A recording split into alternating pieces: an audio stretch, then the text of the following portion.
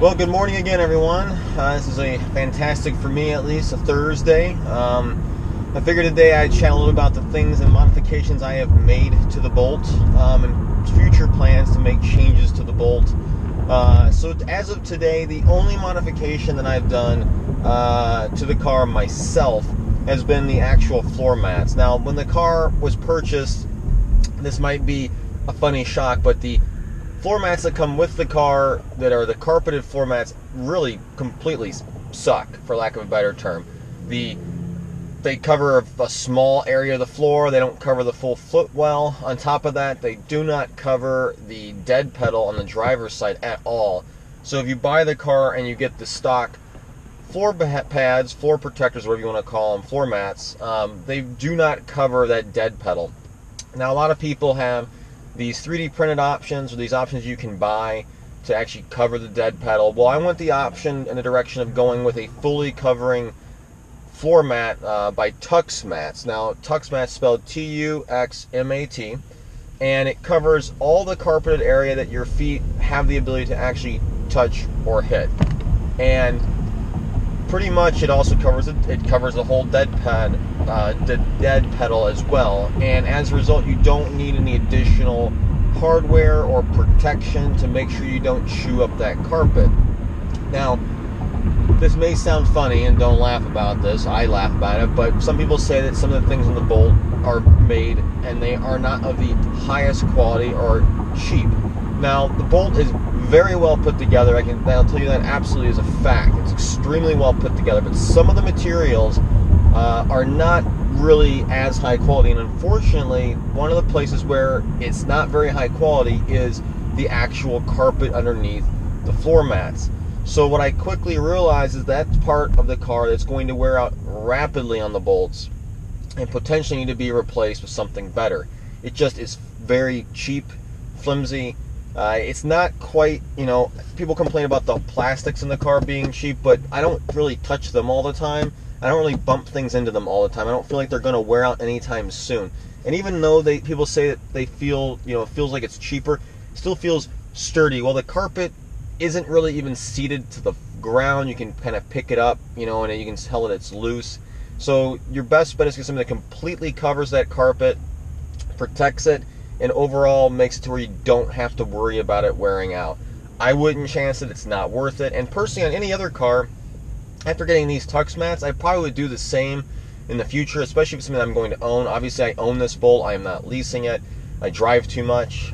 Leasing doesn't work for me. I've driven 10,000 miles in a little over 6 months. I'm looking like I'm heading towards 18 or 19,000 miles a year, way beyond what leasing makes viable. So if you want to keep the car for a long time, as I'd mentioned before in my previous videos, then in order to have the green benefit and economic value, you need the car to last a while. And I know that's also been an issue with other cars, especially as of recent, the Standard Range Plus on the Model 3 that doesn't have floor mats. It doesn't even come with floor mats because they can't afford to put them in the car, apparently. So those are things to be considered. You need to make sure that if you're keeping the EV for 5-10 years, ideally leaning on the 10-year mark, that you're actually protecting the car so that you're happy with it and the condition it's in at that point in time. So, things I have not done, I've considered doing in regards to painting. I've considered putting ceramic coating on it, doing things that would protect the paint a little more. Honestly, it costs like $2,000, in the ballpark of $1,000 to $2,000. I didn't think it was worth it. If I'm that confident with the car at 100,000 miles, maybe I'll have the paint cleaned up.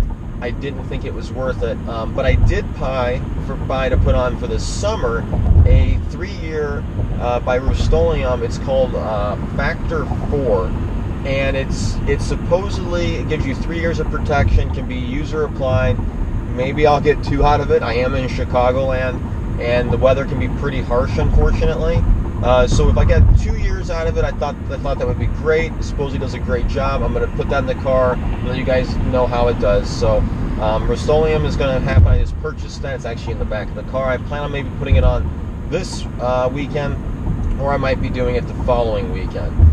The only other modification I've had done was actually done by the dealership. I considered doing it myself, but I didn't want to spend the time to do it, and I was concerned that I'd mess up my warranty and all that, especially with all the electronics in the car.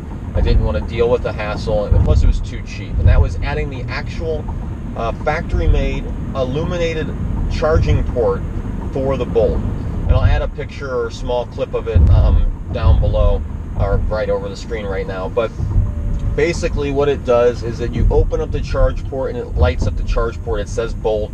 It lights up the green, the same green that's the flashing indicator light on your dash, and it actually syncs up with that light when it's plugged in and hooked up, to where it will blink with that light for a certain amount of time to let you know what your charge state is. Is it charging? It will turn on. The one thing I've noticed, that if you come up to the car and it hasn't been plugged in and it hasn't been woken up in a while, and you open that charge port door, that light won't necessarily come on. You gotta have the car kind of be awake, for lack of a better term, for it to work. But beyond that, you open it, it lights up. It's not the brightest light in the world, which I'm thankful for. Some of these other do-it-yourself solutions are really pretty intense. I want something that's very subtle, and this is relative. It gives you a glow enough to where when it's dark outside, you can see how to plug in your port, which is especially nice when you're traveling and it's dark and it's cold, and you want to be able to plug in that DC, the CCS plug with less hassle, less issue. Especially with some of the plugs nowadays, like with Electrify America, that feel like you're going to rip the whole CCS out of the car because of how bulky and how sturdy they are. It does a slight concern. So anyway, that's very helpful. Now, a lot of people say, oh, it's really expensive to have the factory one done. Well, I bought this car with the help of Costco's referral program, basically. And what that did for me, which I didn't know about, which might be hugely useful for you guys, is that they also sent me a 50% off parts and labor single invoice for one time, up to like $250 or something like that. So the total cost for the actual illuminated charge port with labor, with the parts and all that, came out to just under $500, right around $500. So it took me down to $250-ish immediately. And then on top of that, because I bought the car and I hadn't used any of these GM loyalty points, I was able to take another $100 off of it and come down to like just under $150. Now, some people say it's still really expensive, this and that, and I agree. It seems like it's still pricey, but I think it was worth it. And I like the fact that it's actually part of the car. It's meant for the car, and it just kind of adds an extra little level of like, oh, it's there and it's nice, and it makes the car feel complete. And I just think that's a better way to handle this, to go with the factory solution. It links up, it tells you information, it actually works with things, versus just like essentially what everyone's been putting, like a little light that clicks on for like 30 seconds and you open it, or a actual like light kind of ring thing that you put in there that you have to actually push a button on to turn it on in order to get it to light up, and you have to replace a battery and stuff like that, and I didn't want to deal with any of those issues. So that was pretty much my solution, was to go ahead and go with the factory option, and that seemed like the best bet.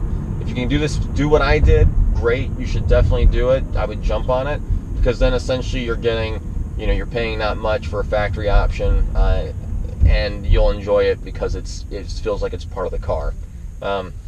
Beyond that, I haven't really made any other real adjustments. One thing I've done is that down here in the center box area that's right in front of the cup holders, I do have my Kleenex box there. That's where I keep my Kleenex box. It keeps it in one place. It seems like it's meant for it. I have a full one at the moment, so I probably will go to a smaller one and put some other stuff down there, maybe a little trash thing or something like that. I think that might work, because right now I've been using the side door for trash. I don't really like that. But that's really the only modifications I've made.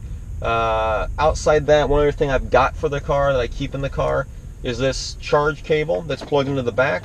It's a really long charge cable that can go anywhere in the car, and it has all the current charge ports on it. It's got a USB Type-C, micro USB, and Lightning. So anyone that gets in my car has the ability to plug in and charge. It doesn't do data, so you can't use it for Android Auto and CarPlay, but it does do charging, and it's been great. Especially for me and my fiance, when we've been traveling or going someplace, you can always charge. It's never an issue. Or when you have a guest in the car and they need to grab a quick charge, you've got them covered. This was like $6 or something. So That's pretty much it. I am going to be adding door seals, additional door seals. I've seen this a lot being done on the Model 3. People have been adding it. I bought the same seals. I'm going to attempt to apply them to the Bolt.